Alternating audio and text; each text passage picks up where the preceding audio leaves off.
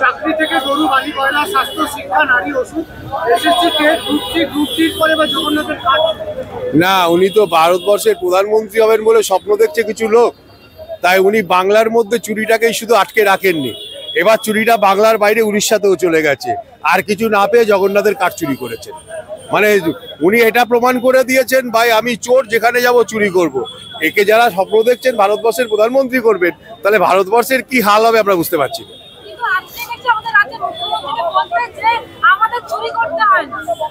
কোনো চোর পৃথিবীতে কোনোদিন বলেছে আমি চুরি করেছি? কোনোদিন বলেছে? উনিও বলবেন কেন?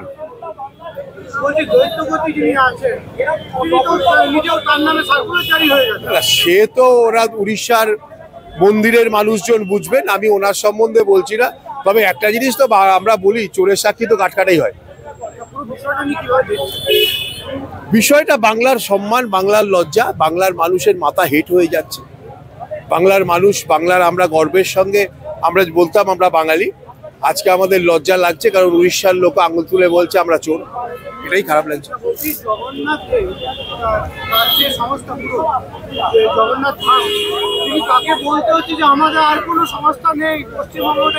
জগন্নাথ ধাম দেখুন, আমরা তো 4টে ধাম জানি, 4জন শঙ্করাচার্য আছে, তার বাইরে ধাম হয় না। তবে ওনার রাজত্বে, বাংলার মুখ্যমন্ত্রীর রাজত্বে সবই হয়, কারণ বিষ্ণুদেবকে বিষ্ণু মাতা বানিয়ে দেন উনি সরস্বতীর মন্ত্র নিজে লেখেন, সুতরাং উনি এগুলো করতে পারেন। আমাদের কোনোটাতেই হিংসে নেই। ব্যাপারটা হয়েছে, উনি যেটা নিয়ে স্বপ্ন দেখেছিলেন মানুষ খায়নি। সারা কলকাতা জুড়ে, সারা বাংলা জুড়ে মোড়ে মোড়ে বড় বড় স্ক্রিন দিয়েছে, একজন সাধারণ মানুষও দেখতে যায়নি।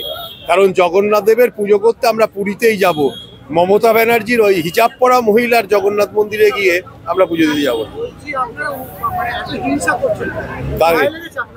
আমাদের গায়ে লাগার কি আছে? বা জগন্নাথ দেবকে সে ছোট করতে পারা যায় নাকি? যে মানুষ, দেখুন পশ্চিমবাংলায় দুটো রাজনৈতিক দল আছে, কেউ বাঁচবার জন্য ওই করেন, কি বলে, মুসলিমদের কলমা পড়ে ফেলেন, ব্রাহ্মণের ছেলে কলমা পড়েন আর ব্রাহ্মণের মেয়ে হিজাব পড়েন। এই পশ্চিমবাংলার দুটো রাজনৈতিক দলের নেতারা নিজেদের ধর্মজাত ছেড়ে দিয়েছেন। তাদের কাছ থেকে আমরা আশা করি না। সনাতনী সংস্কৃতিকে বাঁচানোর জন্য এগিয়ে আসতে হবে। সনাতনী সংস্কৃতিকে বাঁচানোর জন্য সনাতনী সম্প্রদায়, সনাতনী সংস্কৃতির মানুষজনই আছে যথেষ্ট।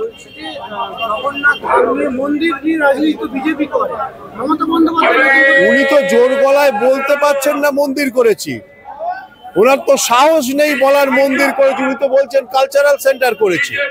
আরে সাহস করে বলুক না যে রাজ্য সরকারের টাকায় মন্দির করেছি। বাপের বেটি হলে বলতে পারে, বাপের বেটি হলে বলে দেখাক না মন্দির করেছি।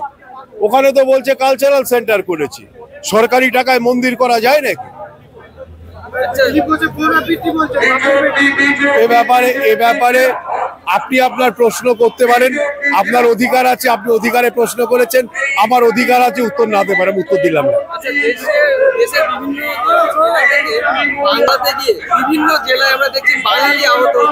না, বাঙালি কারণ হচ্ছে না।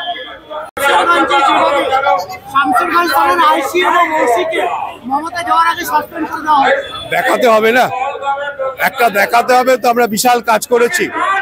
আরে ওদের সাসপেন্ড করে কিছু হবে না।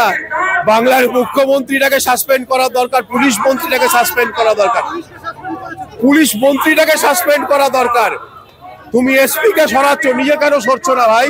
নিজে সরে যাও না, যে আমি অপদার্থ সরে গেলাম। উনি কোনো খবরই রাখতে পারেন না। শুধু চুরির টাকার ভাগটা পেতে পারেন। উনি চুরির টাকার ভাগটা নেন, কিন্তু চুরি কোথায় হয় জানতে পারেন না। হ্যাঁ, শান্তি বজায় না, উস্কানি দিচ্ছে, অ্যারেস্ট করছে না কেন? ক্ষমতা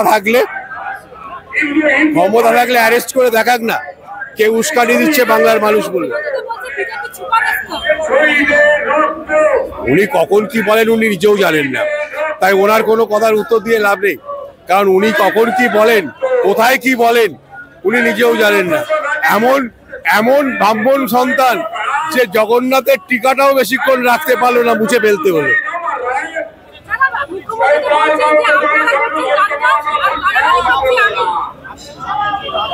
অপদার্থ পদত্যাগ করছে না কেন? দাঙ্গাকারীকে ধরছে না কেন? আরে এরকম মূর্খের মতন কথা বলেই কি করে একটা মুখ্যমন্ত্রী? তুমি তো পুলিশ মন্ত্রী, তোমার পুলিশ অপদার্থ কেন? পরিকল্পনাটাকে ধরার জন্য তো আইবি আছে, সে আইবি ব্যর্থ কেন? আইবি ব্যর্থ হলেও তো পুলিশ মন্ত্রী ব্যর্থ।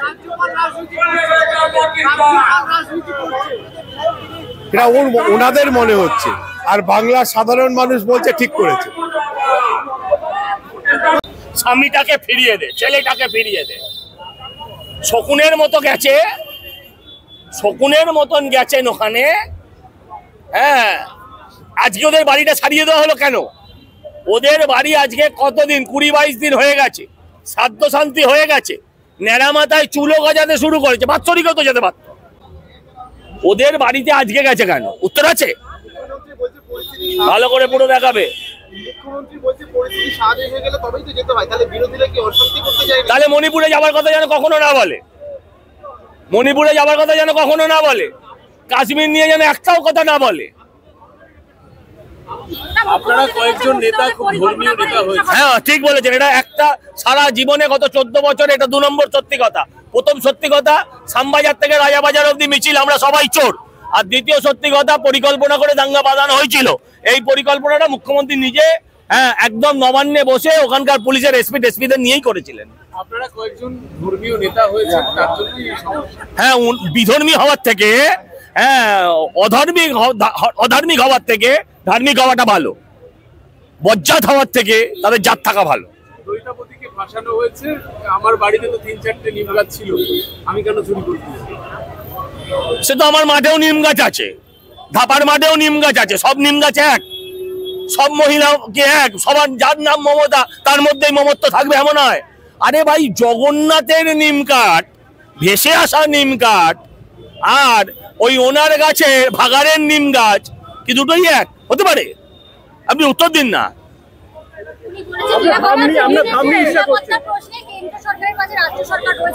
ওটাই জ্বালা, ওটাই জ্বালা। নিরাপত্তার প্রশ্নে ওরা যেখানে থাকবে সেখানে নিরাপত্তা নিশ্চিত হতে পারে না। আর না, লাস্ট কোশ্চেন,